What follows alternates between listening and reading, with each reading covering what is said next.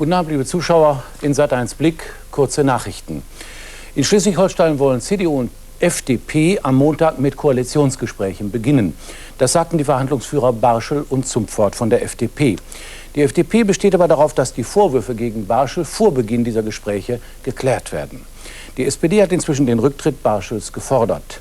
Der Abgeordnete des Südschleswigschen Wählerverbandes Mayer hat erklärt, falls Barschel zurücktrete, werde er keinen CDU-Ministerpräsidenten mitwählen.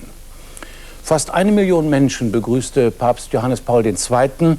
Bei seiner Ankunft in Los Angeles, dem größten katholischen Bistum in den Vereinigten Staaten. Aus dem Amphitheater der Universal-Filmstudios hielt der Papst eine Fernkonferenz, an der über eine Satellitenschaltung Tausende junger Menschen aus anderen Städten der USA teilnehmen konnten.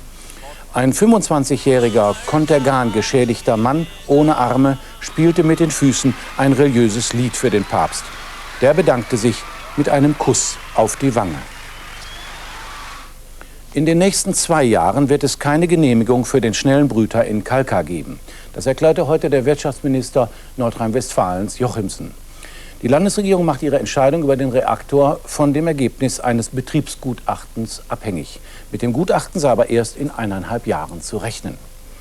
Die Diskussion um die Sterbehilfe ist nach dem Selbstmord der Sportstudentin Ingrid Frank neu entbrannt.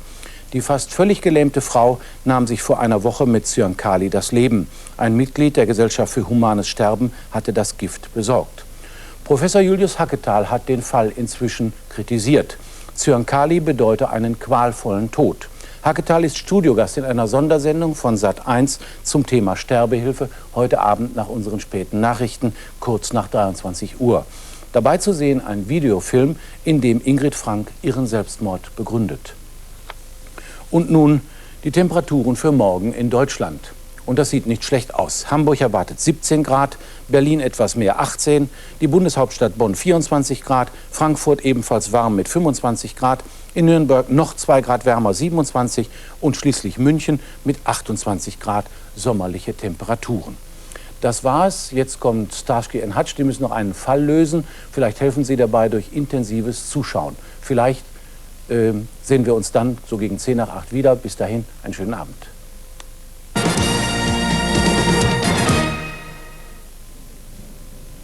Tja, Starsky und Hutch haben heute eine ganz besonders schwierige Aufgabe zu erfüllen.